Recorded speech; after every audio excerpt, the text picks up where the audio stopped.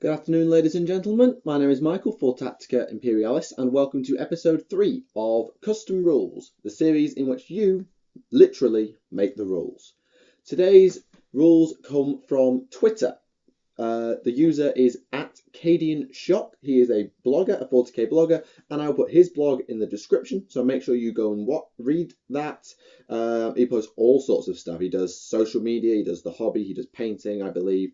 I don't think he does battle reports as such because they're not as easy to do via blog as they are via YouTube, but he does a load of good stuff, and I really got to know him quite well during my time on Twitter, so go and read his blog.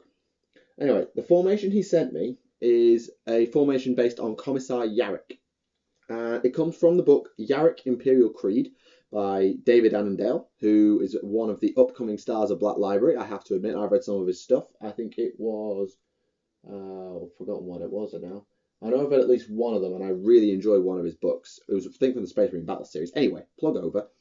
And he was really inspired to make a custom formation based on the book. If you haven't read the book, some of the names won't make sense, and some of the fluff won't make sense. I have to admit that, but I'm going to go through it. The formation consists of this. Yarrick, though not the Commissar Yarrick from the Codex. This is a younger trainee Commissar Yarrick. So this is this form of Yarrick. Sergeant Saul Tern, who is a sergeant of some sort. I believe he might actually be... yeah, he's just a sergeant. Rasp, who is a commissar. No, he's a Lord Commissar, sorry. Betzner, who is a missile launcher team. One of the guys in the team is called Betzner. And a full infantry platoon. The infantry platoon made up as follows: 5 infantry squads, including Vox in 2 squads, a missile launcher heavy weapons team in all 5 squads with frag and crack missiles. Everyone else has default equipment, so las guns, grenades, flak armor. Replace Vox cast and missile launcher models as normal. Replace one sergeant with a model for Sergeant Sultan.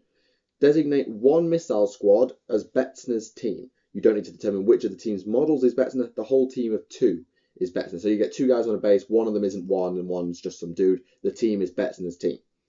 All squads and characters are combined into one blob. So this is a combined infantry platoon with attached Commissar Yarrick and Lord Commissar. So it is 1 troop and 1 HQ in essence. So this is in Yarrick's younger years when he's just a commissar yet to fight on Armageddon. He's under the tuition of Lord Commissar Rasp, who is a battle-hardened veteran, as is a commissar not in the formation known as Seraph. Yarrick's abilities are clear and show him as a rising star amongst his officers. His love for the Emperor and his ability to get a task done knows no bounds. So, Yarrick's stats are BS4, WS4, they're the wrong way around, Strength 3, Toughness 3, 2 wounds, Initiative 3, 2 attacks, LD 9, and 5+ save for flak armor. Normal Commissar special rules apply, so stubborn and summary execution. He has additional special rule called Sergeant Sultan I Sentence You. So, if the unit fails a leadership test, Sergeant Sultan must be the first officer killed. So, I'm guessing that means that instead of... Yeah, it does. The first sergeant you execute is Sultan. No rolling or anything. Sultan is the first to die. Aura of Discipline. Even during his early career, Yarrick was something special, destined for greatness. He has the Aura of Discipline special rule, which is a rule that applies to Lord Commissars. I believe it's stubborn within 12 inches, or leadership within 12 inches, one or the other. And Emperor Protect. Whilst holding an objective, Yarrick's units have the counterattack special rule. So this is like a warlord trait with a twist. It's useful, definitely. Counterattack on an objective, if you're sitting at home at least, it could be very handy. But it also gives you the impetus to go on the attack where you know you're going to get charged. He has flak armor, las pistol, close combat weapon, and frag grenades. That's it. No special weapons. He's pictured in the front of the book with... He's got this wrong. It's actually a bolt pistol. He should have a bolt pistol, not a las pistol, if you're going by proper fluff, or at least by the image on the front of the book. So Sergeant Sultan is basically just a sergeant. BS and WS 3, Strength and Toughness 3, 1 wound, Initiative 3, 2 attacks, Leadership 8, flak armor, las pistol, close combat weapon, frag grenades. Basic sergeant. The only difference is a special rule known as charge, which is basically a long dragged out word saying charge. And the constant gaze of Yarrick on Sultan forces him to confront his fears and presses him forward into places he would really rather not be. When charging, the combined squad may charge up to 3d6 instead of the usual 2d6. This is a not cumulative with other charge up distance modifiers. So I'm guessing you still roll 3d6 and then take 2 off for terrain, I think. If Sultan dies and is removed from play, i.e. Yarrick executes him, he catches a bolt to the face, the squad must charge its usual distance of 2d6. So it only works while he's alive. He's sort of like head sergeant in the platoon, it seems. Rasp is the Lord Commissar. So he looks like he has a pretty standard Lord Commissar profile here. He's BS and WS 5, Strength 3, Toughness 3, 3 Wounds, Initiative 3, 3 Attacks, Leadership 10, 5 Up Save. I think that's about right for Lord Commissar. I wasn't sure if he was Initiative 4, obviously not. Independent character, Stubborn, Aura of Discipline, Chain of Command, Summary Execution. So he can issue orders in some way. I'm not 100% of how Chain of Command works because I generally rely on my platoon commanders to do it. He has 2 special rules called On Me Men. Rasp may never leave the unit, so this means that this whole squad stays together. If he's forced out of unit cohesion, he must move and regroup with the unit in the next movement phase. So he's basically a member of the squad, for want of a better way of putting it. And he's got a rule called Hello Old Friend. Rasp's eagerness to help his old squad mate and trusted long-term friend. Obviously, one of his old trusted squad mates was captured. Well, Rasp was captured during the book by the looks of it, so sorry, spoiler alert. And it's due to his eagerness. So I think this is to reflect that. If an enemy HQ unit from one of the factions comes within 6 inches of Rasp or the Blob, roll a d6. On a 1 or a 2, Rasp is captured and removed as a casualty. This is only taken once per game, however, so it doesn't happen the whole time. And this works on all Marines except Chaos. So, and that includes Grey Knights, Imperial Guard, Astra Militarum, Eldar, Tau, Inquisition, Imperial Knight, and Sororitas. So basically every Imperial faction plus Taudar basically count as guys that can remove them. I don't know if there's a reason why it's with only Imperial forces. I don't know. I haven't read the book. I should, but I haven't. But it's a cool rule. Just don't make him your warlord. Otherwise, you're giving up a warlord point a third of the time if an enemy HQ comes close. He's armed with flak armor, bolt pistol, combat weapon, frag and crack grenades, and a refractor field. So pretty standard. No power sword or anything, which sucks. And Betzner is the missile team. This is the last one. And he is BS 3, WS 3, Strength 3, Toughness 3, 2 Wounds, Initiative 3, 2 Attacks, Leadership 7, 5 Up Save.